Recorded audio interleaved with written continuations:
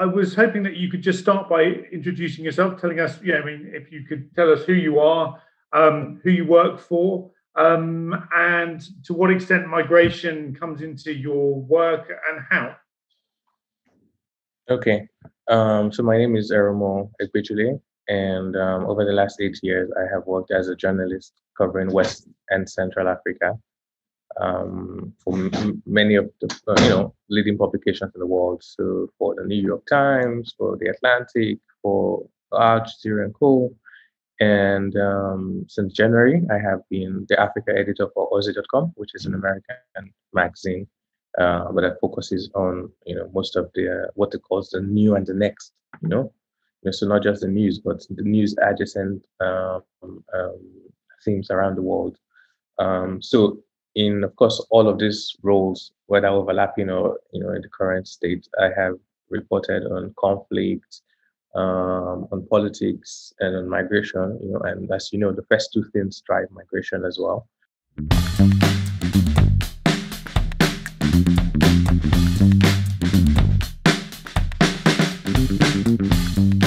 So I mean, so migration, I wouldn't say it's not a major story in Nigerian media, but it happens as a story that that is closely linked to insecurity.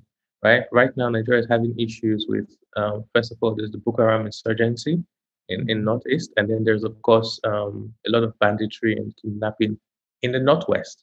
And this happened very close to places where Nigeria has borders with Niger and Chad and Cameroon, right? What has happened is that because before colonial remapping of borders, right, these people were neighbors back to back, So, for example, a Hausa man in Hausa is only spoken in the north of Nigeria and the center, So, someone, Muhammadu Buhari, for example, president, would most likely feel a stronger sense of kinship with someone in Maradi, Niger, than with me, who's a Southerner.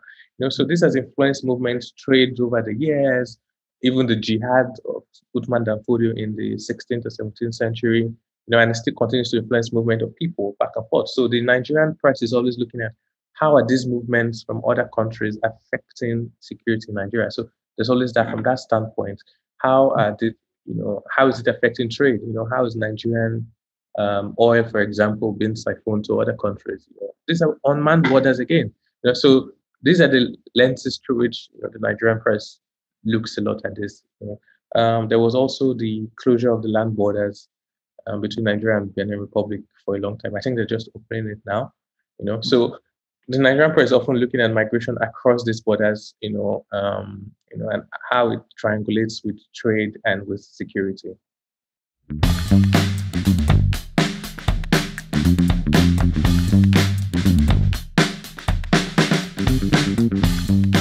First of all, like I said, because Nigerians move to every country in the world, right? Move across continent, move up continent.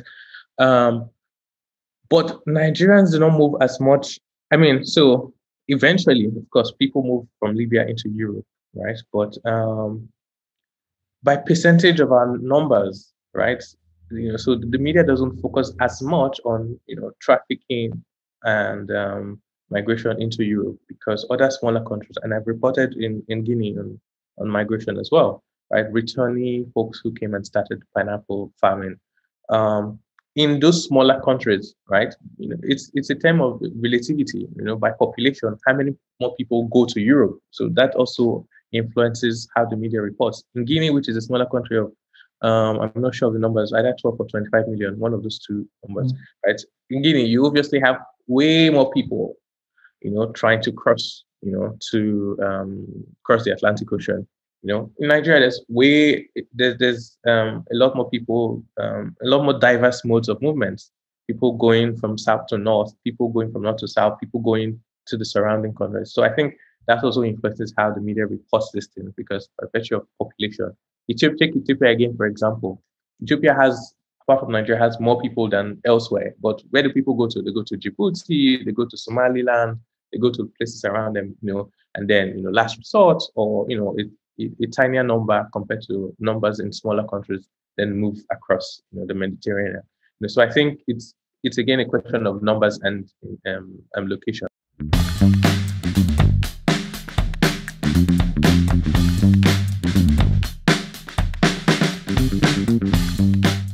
One of the reasons why major reasons I decided to report for foreign media, especially from 2014, was because I realized there was a gap. There was a gap. Most of the people who are reporting on the continent don't look like me, right? There was mostly Europeans coming back there. So I realized that there was a gap, and I've also realized that there's a difference in reporting in the sense that sometimes, and I saw this especially while reporting Boko Haram, sometimes reporters already have an idea of how the end piece should be, and not in the sense of measurable indicators and laying down the piece outline, but in knowing what they want to project out of the piece, which often results in a distorted narrative that is very present in migration. So, for example, if I did go to report on, so like the Guinean piece, for example, about pineapples, right? While I focused on their life back, I was told that there was someone else, a foreign reporter, who came to Conakry, and tried to report on this guy, but instead focused, on their journey to across the Atlantic Ocean, and um, extracted. I don't know if extracted is the word, but just focused on the desperation, rather than them as person. There's a tendency for these reporters to focus on these people as subjects, whose lives we have to display, these are the sorts of people coming to our borders. Do we really want this? It was a very subhuman. Sorry, that was going around. It's a subhuman. Um, it's subhuman reporting, treating these people as beneath us, and of course, so why should these people who are already beneath us, move over to our side of the country, our side of the planet?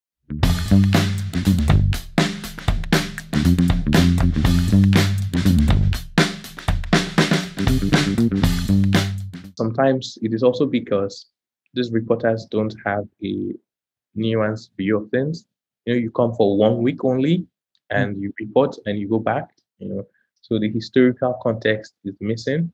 Like, for example, Malians have always moved across West Africa, North Africa, and moved across. And if you're reporting migration, I, as a West African, would know because I have seen that happen in some form in Nigeria. So I would know what questions to ask, right? But if foreigner is just coming for a week and is trying to secure, most of the time they're trying to secure interviews with NGO folks who, even though they're trying to help, are also foreign and sometimes don't have, the distinct perspective. Rather than talking to people who have skin in the game, those who are, the men on the street. I mean, of course, they do talk to them, but not. It's a disproportionate amount of interviews.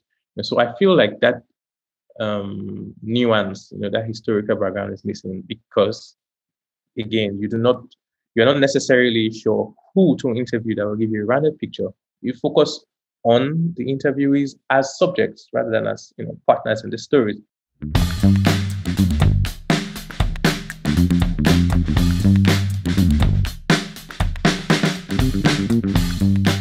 I would say that Europeans and Americans, everywhere else across the world, their perception of migration from the continent is shaped by what the media feeds them.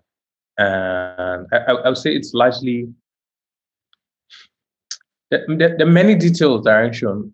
So think of it as and I usually talk about storytelling as a cube, right? The 6 sides, and the life is usually focusing on just one or two, right? So that's what media around the world do, right? But in this case, the culprit is Western media. So I would say that Western media focuses mostly um, on migration, out of the continent, and um, of course, the audience is going to learn. But when you look at the difficulties in mobility across the continent, or the strides that have been made, across the continent for migration. Um, all of these aren't reported in Western media, right? And for good reason. They could argue, oh, okay, so there's no interactions between anything happening on the continent and what's happening. Good reason, but I also think it is important to look at them because then you can understand trends, and not just of migration, but of health. Look at COVID, for example. One of the reasons why, and I think I wrote a piece about this, one of the reasons why North Africa has been disproportionately affected, it's because of ease of travel. North Africa has always had cultural relations with, Morocco had French Casablanca during World War One, right? And so what happened is that because these regions have always been, interconnected to Europe, and of course that's why they are even now roots. They are now the roots to Europe, Libya and Morocco. What has happened was that, there were more Europeans coming into these places, and that's how COVID was spread.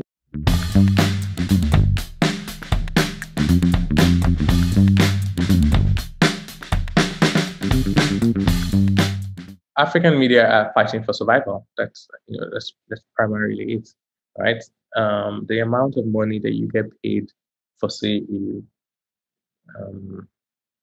an article in the Atlantic or in the Guardian, right?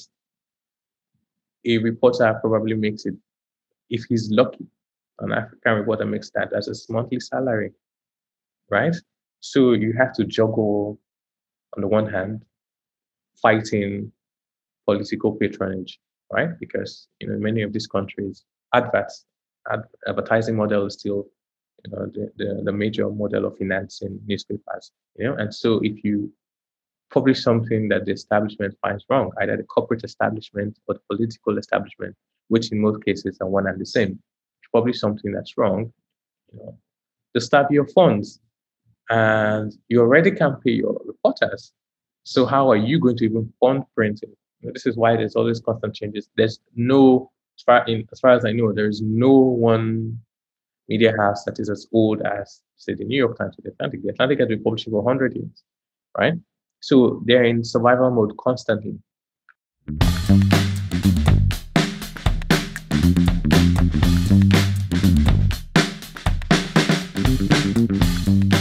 I've looked through the archives and I've seen some of the ways, the language that was used in reporting, and it is just racist, downright racist. There's no other way to qualify it. Today, things are much, much better, and I'm grateful for that. But you still see a lot of labeling. If someone is moving abroad, then they must have been, how do I put it? There's just a stereotyping. The language is just downright. It still makes it seem as though, oh, these are still our colonial subjects. That's just what you see.